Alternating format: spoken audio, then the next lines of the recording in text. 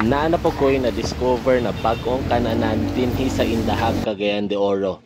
Nagaserve og dagko kayo na sizzling steaks, sausage, and lamian na pizza.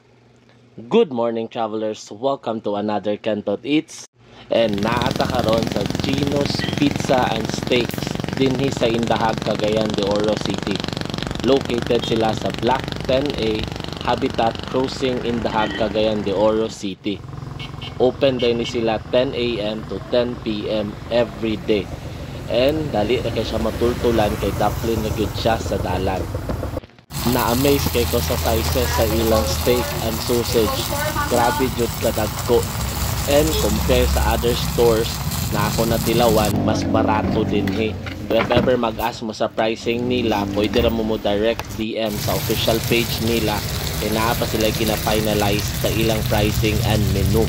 And ang ilang pizza dili pod papildi sa uban, labi na ni ilang overload og spinach na pizza, mas try jud siya. Banto grama on ilang bestseller kay goods kay kaayo ning ilang spinach and overload na pizza.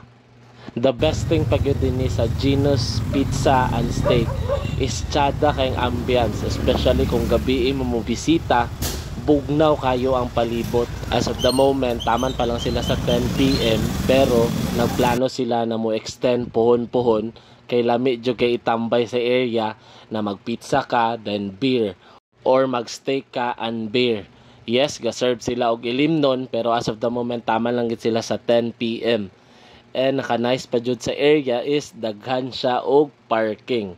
So dili mag-worry kung asa mag-parking, kinaa sila'y allotted area gid para sa parking area.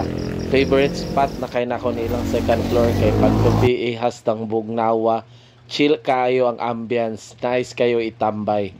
Plus, superb ang service, buutan kayo ang mga staffs and crew, grabe kayo may kaatimanado, and dili lang kami, kundi tanan jud customer, inana jud sila mo serve and mo atiman.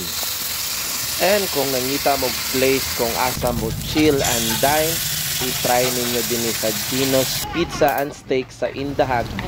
Kay i-recommend gid nako ilang steak and pizza kay pasar sa atong panlasa and dili siya inana ka mahal. Affordable siya compare sa other stores nag-serve og inani na menu. So mukaon sa ako, so hangtod sa sunod na Cantot Eats. Kita kits travelers. Overload.